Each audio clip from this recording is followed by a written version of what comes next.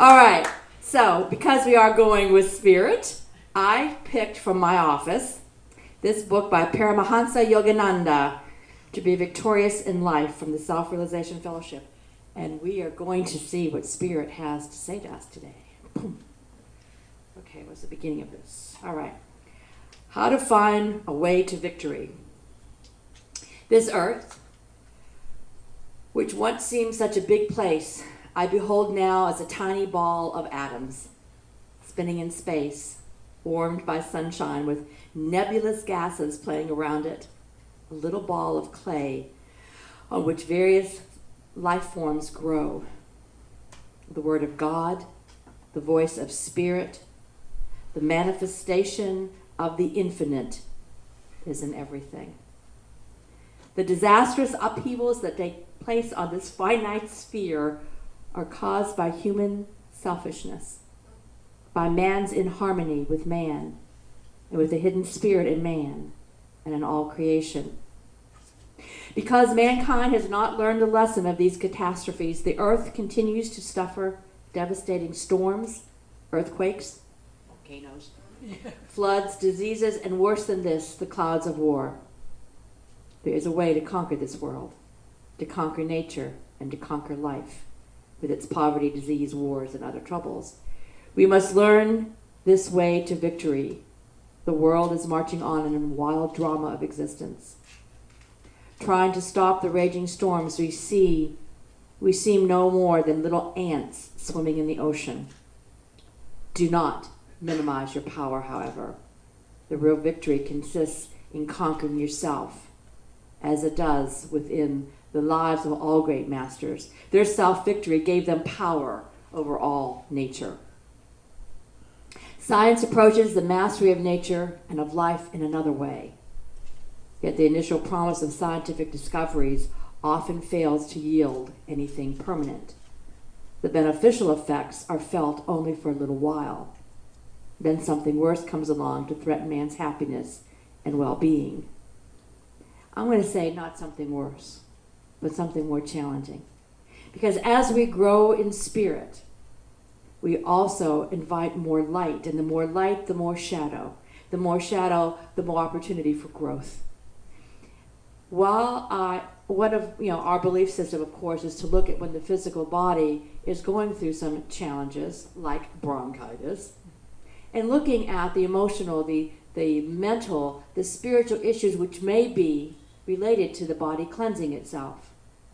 And I was talking before service started with someone about how we look at the idea that if we are going through a physical challenge, is it the detox section or is the calling to your attention time? And only you can answer that because of the work you're doing on yourself individually. I know for me, spiritual practice is a part of my daily life. So if I'm working on issues and then I get ill, am I detoxing those issues? Or is my body saying, need to look someplace else for those issues? Only I can answer that. Only you can answer that for yourself. No one else. And don't give your power away to anyone else that tells you what's going on in your life. Don't let anyone say, well, you're experiencing this because. See, that is what is called the glamour of metaphysics. That is called the allowing others to take your power from you. You have to claim your own power when you're going through issues. That's why we look within. That's why we meditate. That's why we study. That's why we explore. And yes, we can ask other people their opinions, but don't take other people's opinions as your truth. It is their truth that they're seeing for themselves in the condition that you're presenting them. Does that make sense? Sure. And so as we work on these issues in our own country, and I'm going to be talking a lot about this next month, about what is going on in the world, what is going on in the country, as we continue to shed light on the darkness. Are we causing things? Are we allowing things to unfold in their own time? So as we look at doing inner work today, what I want to do is ask you to look at your own issues in your own life, whether they're physical, spiritual, emotional, mental, financial, whatever it is. And let's look beyond the form of them to the concept of what Spirit is saying to us. And so allow yourself to take a deep breath. Feels good to be able to do that. Close your eyes. Feel your body within its space. Breathe. Roll your shoulders back. Opening your heart. Breathe into your heart.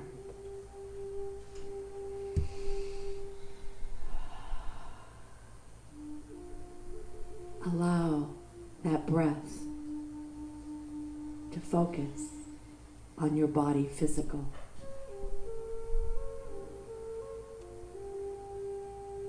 Allow your consciousness to scan your body,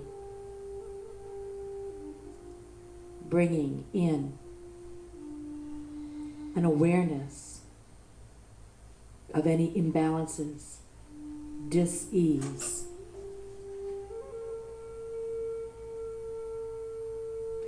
And breathe into that part of your body where you might feel those imbalances.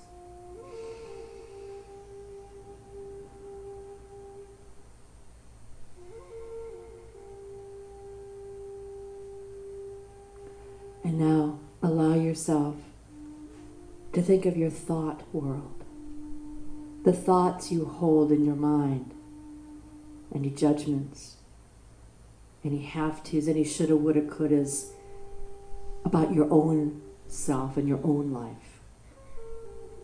And see behind those thoughts the spiritual lessons that they bring to you.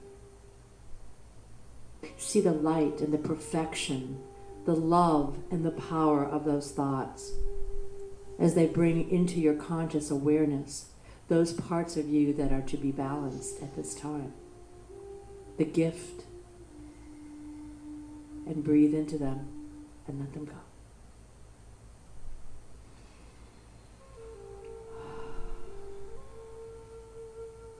Now think of your emotional body, the part of you that is your feeling body, any part of you that you're allowing yourself to feel less than, any part of yourself that is depressed, any part of yourself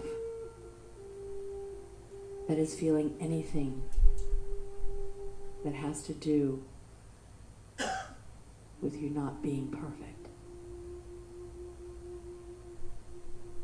Are you joyful? If you're not, allow the light of your soul to burn through those emotions and see the love that underlies the happenings in your life. Everything is grounded in love. Breathe.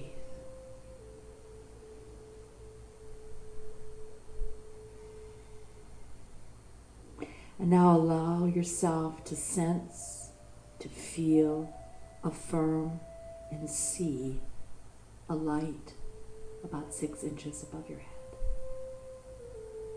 The light of your soul. The light of spirit. The light that reflects the energy of the all that is. And see as that light streams forth into your own body, physical, your own body, emotional, your own mental body, and sheds the light, burns away the dross of that which no longer serves you on your spiritual path. Invite spirit to be in every cell of your body, every part of who you are. And breathe.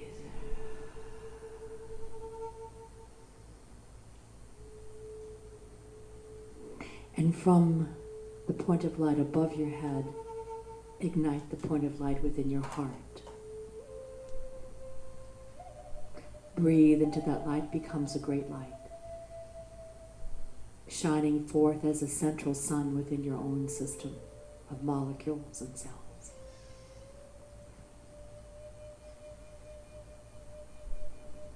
and send forth streams of light from your heart to each person within this place.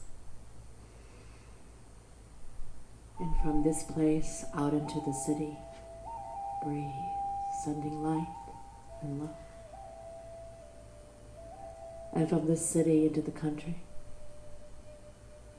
breathe, connect, feel your oneness, and out into the world.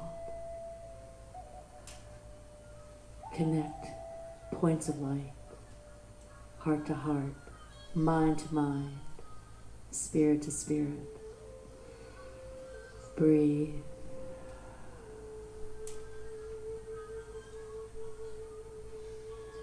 Feeling, hearing the angelic choir around you.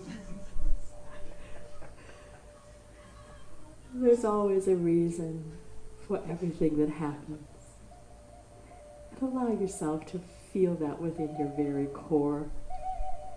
There are no mistakes, there are no judgments, there's only acceptance. And say to yourself, it's okay. Life is okay. I'm okay. We're all fabulously okay. Breathe. And see that your own being within the space of today is exactly where it needs to be, doing exactly what it needs to do. And give yourself a big energetic hug, knowing that in this time, in this place, all is well.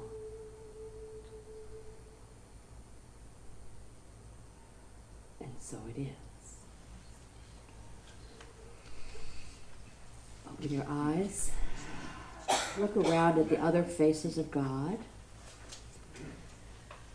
The eyes of the soul that everyone reflects in their eyes. And put your hands together, palm to palm in front of your heart.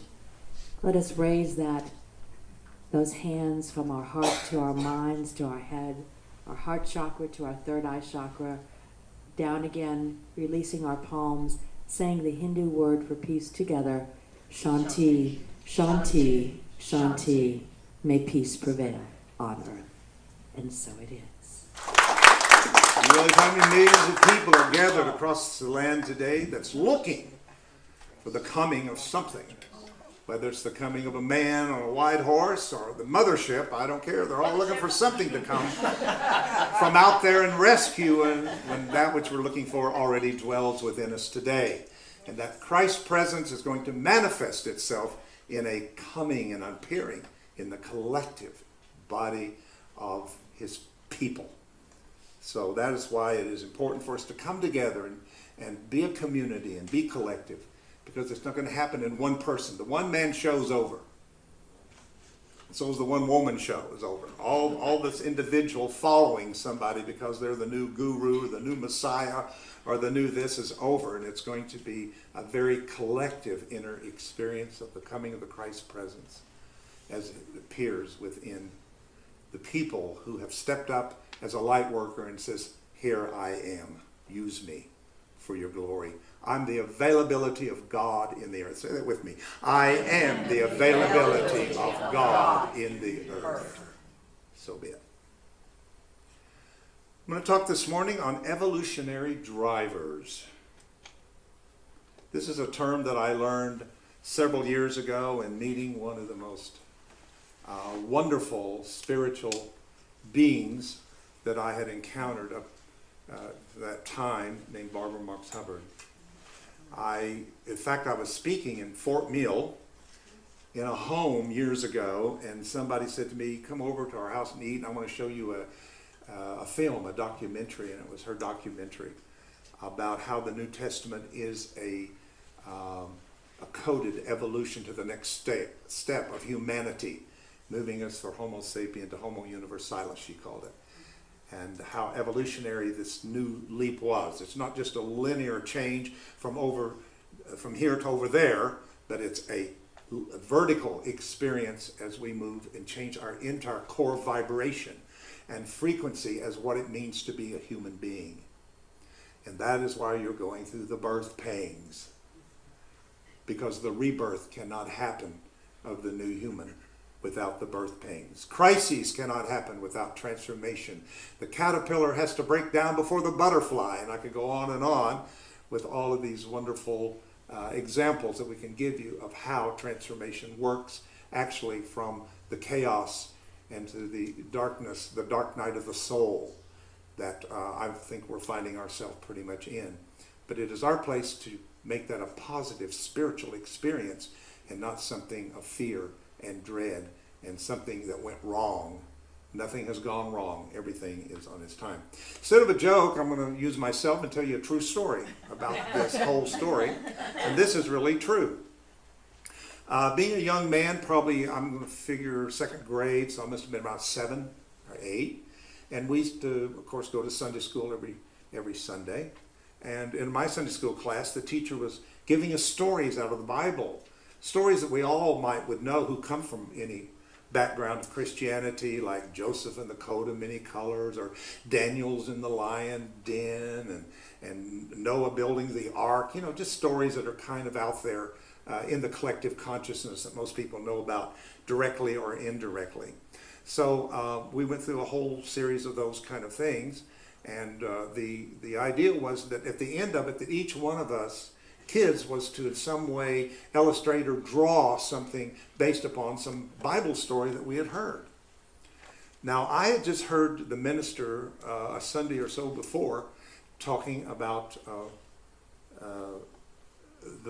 the idea that God drove Adam and Eve out of the garden. And that just stuck in my head for some reason. So we all did our artwork and whatever, and little Susie over here, I don't know what her name is, we'll say Susie, Susan, had drawn a picture, and you could tell in her own way of interpreting that it was Daniel and the lion's den with the lions and all that, and everybody got that, and it's cool. And somebody else did children in the fiery furnace, you know, the Hebrew children, and everybody did something that everybody related to. And when it came to me, little David, I had made this terrible kind of abstract drawing of a convertible, red convertible, with kind of a stick old man with a beard and 2 people in the back seat. And the teacher said to me, I have no idea what you're doing, David, and what story you are referring to. And I said, well, I drew God driving Adam and Eve out of the garden. And I know he'd have a red candy apple red Cadillac if he did it. So I couldn't find the red Cadillac, but you kind of see how the mind works in the sense of... So I could have really titled this also, Who's Driving You? Who's in the driver's seat of your life driving you? So let's talk about evolutionary drivers. First, I want to start with the greatest love story I think ever told. Act 1. In Act 1, billions of years ago, a wave of light collided with a particle of matter. The spark of life between Father Sun and Mother Earth gave birth to a child on the green-blue planet that we call Earth. This precocious child called life has made Earth its playground ever since. Multiplying into an endless array of magnificent forms, some are with us today, and unfortunately many have become extinct and will never be known.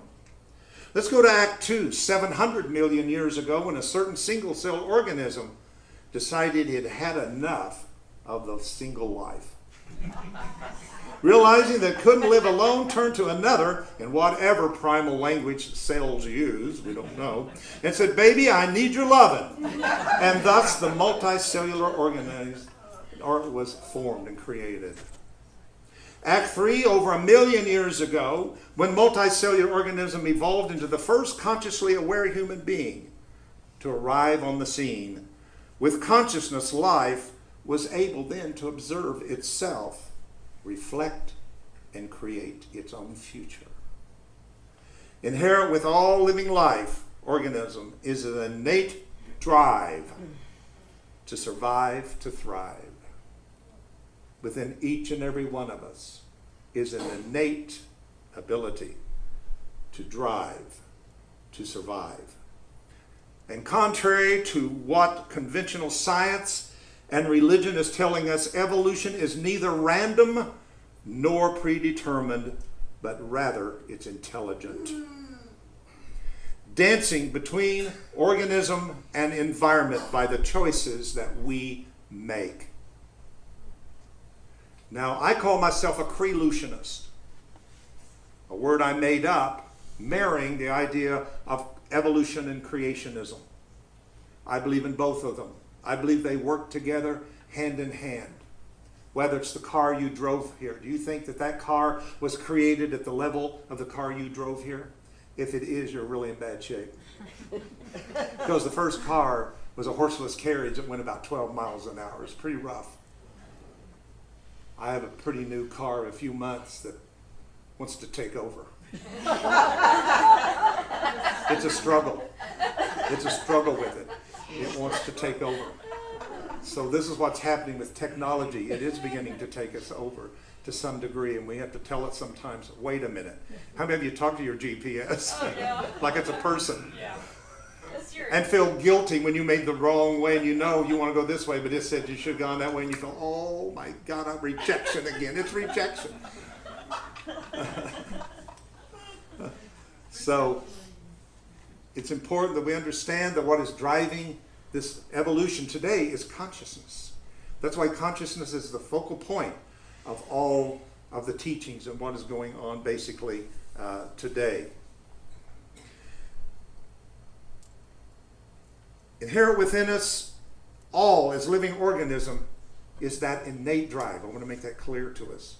It is what drove you to get up this morning. And some of you maybe not even wanted to maybe come. Maybe it'd be better to stay in bed. Maybe you had every reason to do something else. You could have found every excuse, as some apparently did. But in you, something was driving you. Something was moving you toward, I need to go there. I need to make the commitment. Whatever it needs to happen, to take, to get me there, I'm going to get there. Because you're driven this morning to be here. Because you're here to receive. You're here to be replenished and restored in your heart and your mind and your spirit and your body as well. By astrologically choosing the time and space of your birth, you determine the nature of the effects you will experience in your life. Can I get an amen, Susie? Amen. The density of our physical body can make it difficult to remember what the soul has been set up to do. The ironic thing is that one of the greatest challenges, the body and being in the body, actually is our most ability to bring forth the greatest rewards. This is why we incarnate. Whether you believe you've only incarnated one time or 1,000 times, makes no difference to me. But the drive of Creator to incarnate itself into the human experience wants to sit on the driver's seat of your heart and drive your life toward thriving, toward growing and developing. People say to me all the time, if I lived another time, why can't I remember it? I said, do you remember what you had for lunch 3 days ago? No. Then how are you going to remember a past life? Unless you get some help. With those that can help you with it. But we do. We go into what is called a sleep in the density of the body level. Even the Bible says, and a deep sleep came upon Adam. And there's nowhere he said he woke up until all of the many, many incarnations until he became the one called Yeshua the Christ, who was the last Adam. Did you get that? Full incarnation cycle of the third dimensional human is in that story of the first human that went to sleep and the first human that shows up awake. And many of you are entering that last of your incarnations in this third dimension, and you're beginning to awake. You're changing even your vibratory frequency. We've been living in delta and theta, which is a hypnotic state used by people who do hypnosis to bring us into that awake dream state, a sleep state. But now we're reaching above that into the alpha state in which we are waking up. Vibration is going to play a tremendous part in how that we wake up.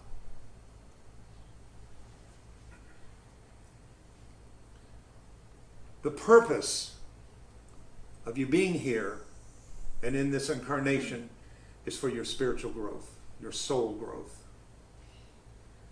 They can set up earthly circumstances, life situations, and people you encounter along the way of your path so that you can fulfill the soul purpose and contracts, or contract that you have made in this lifetime. I do not believe in victimization on a certain level of truth and spirituality. Therefore, I do not believe I'm a victim to my circumstances, but most likely I was the co-author and architect of my circumstances.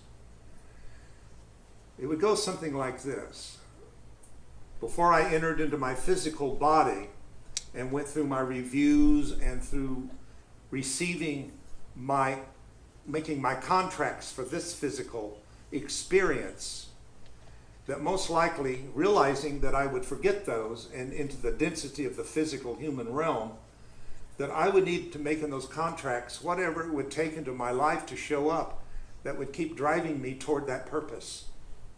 Whether it's in a relationship, whether it's an illness, whether it's in a circumstance that we all could talk about here that we have in our past or are going through, is really allowing us to keep moving toward our path, our experiences that we are here to fulfill. Then we ask, why would I choose that? That's the big question. Why would I choose? Why would I choose to have cancer of the lung? Why would I choose to have anything that I've had or gone through in my life? Because my religious part of my brain says I don't deserve that. I'm a child of God. Why would God allow such things to happen to me? I hear this all the time. I see it on movies. I see it in television. I see it anywhere where God comes up, like it's all God's fault. You know, that horrible things happens to us. We thought God was loving, and people are all upset and mad at God and trying to figure all this out. And they don't understand that God is a spirit, and God only works with the spirit. But he also worked with the spirit of the soul that's incarnated into the human experience. And that vibration and that frequency is there.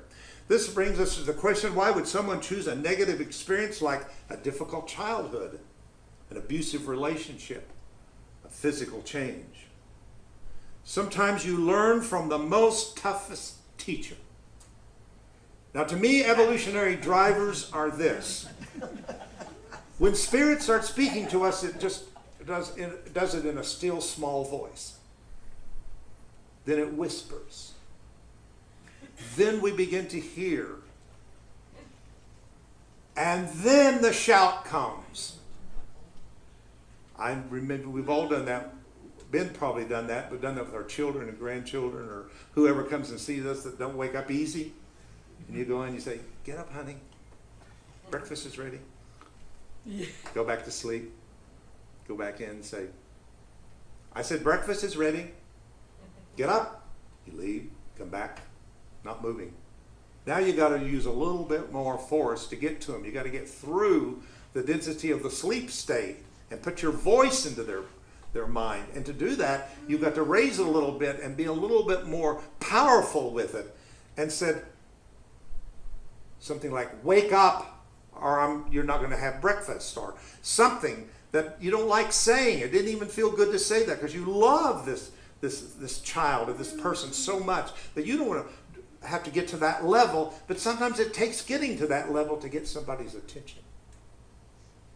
And I think we are so dumbed down today with technology, with calcification of our pineal gland through fluoride and so many things that are going on constantly to keep us in this dumbed down stage that we're in, the toxics, the toxicity of the air that we breathe, all of these things that are going on, is to keep us into a certain place where we can be sheeple Be sheeple and led by those who have the power over us.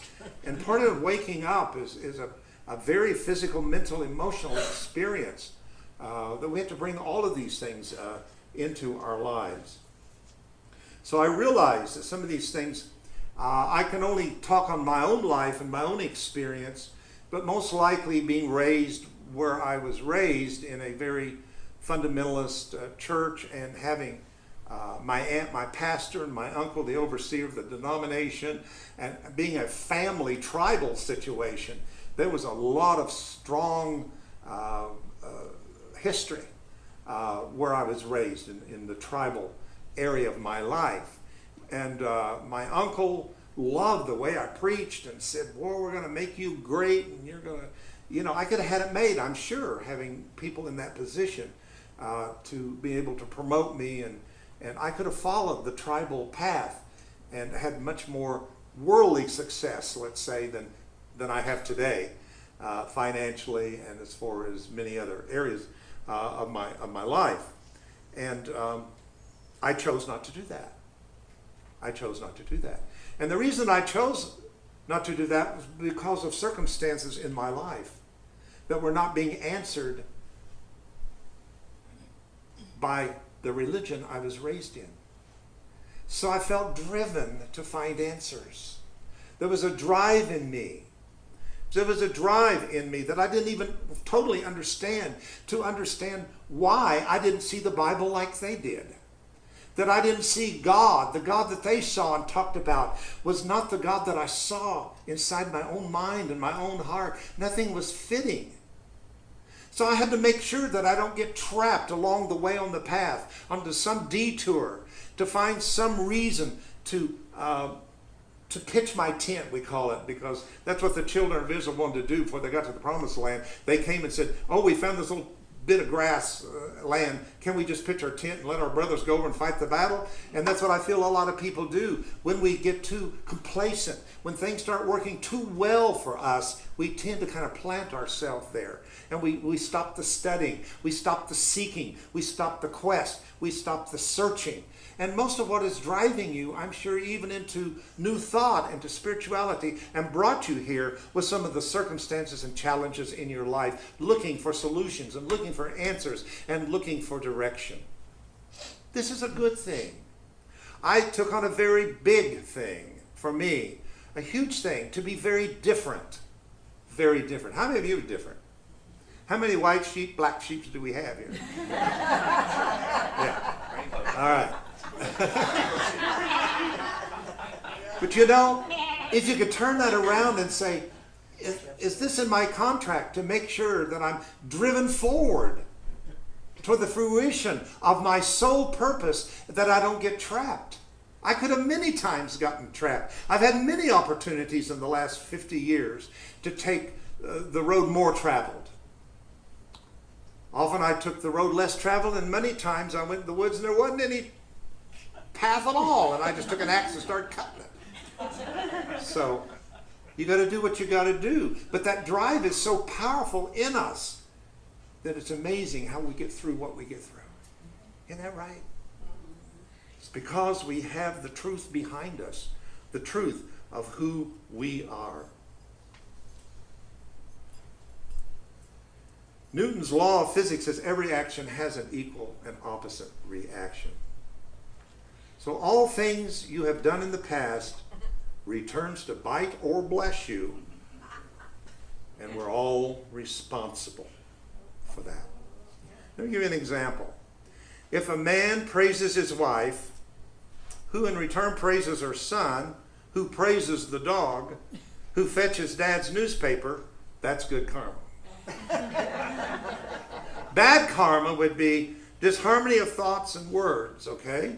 So the man yells at his wife, who yells at her son, who kicks the dog, who bites the dad. That's bad karma. So if we kind of look at how things are going in the form of how reaction is coming back to us, tells us where to change is not the reaction first, but the action. The cause. The cause. And that is the real purpose of energy work, as far as I'm concerned, is to work in the body that causes us. And in that cause you find both spiritual, positive, and more negative things happening. There are things that we do bring on ourselves by the choices that we make. And by the choices that we make aren't always aligned with the choice that we made before we came. And that causes something in us that doesn't feel good, doesn't feel right. We feel off. We feel out of tune with life. And that ends up sometimes in depression, anxiety, all of those kind of psychological things that happen to us that's telling us that we're out of tune. We're not in alignment with our soul purpose. So if we could learn to take all the things that happen to us daily in our lives, even the most unpleasant things and circumstances, and really go into them and ask from a spiritual point of view, speak to me. How are you guiding me? How are you driving me today?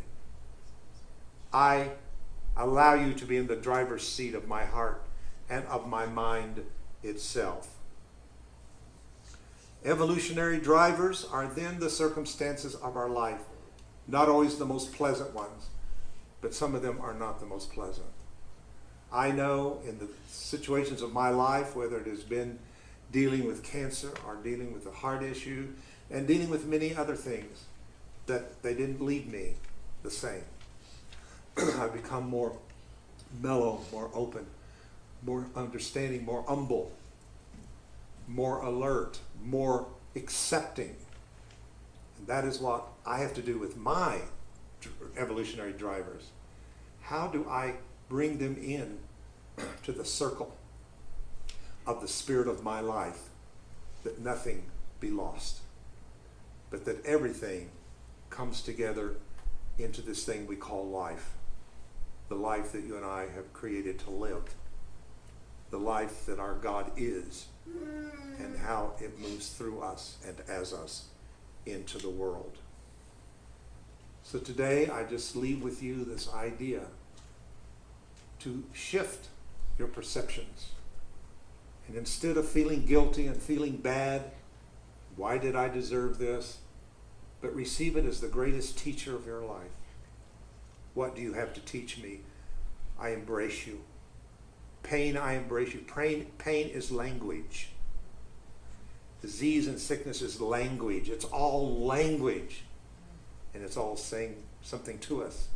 And we have that part of us, call it higher self, Holy Spirit, but it is here to interpret what is being said to us so we can understand it as a human being in that way. So join with me as we take this word this morning to the thrones of our heart, to the altars of our heart, and ask, what in this message today am I to take from here consciously? What will I remember on a conscious level that could empower me for this week and beyond?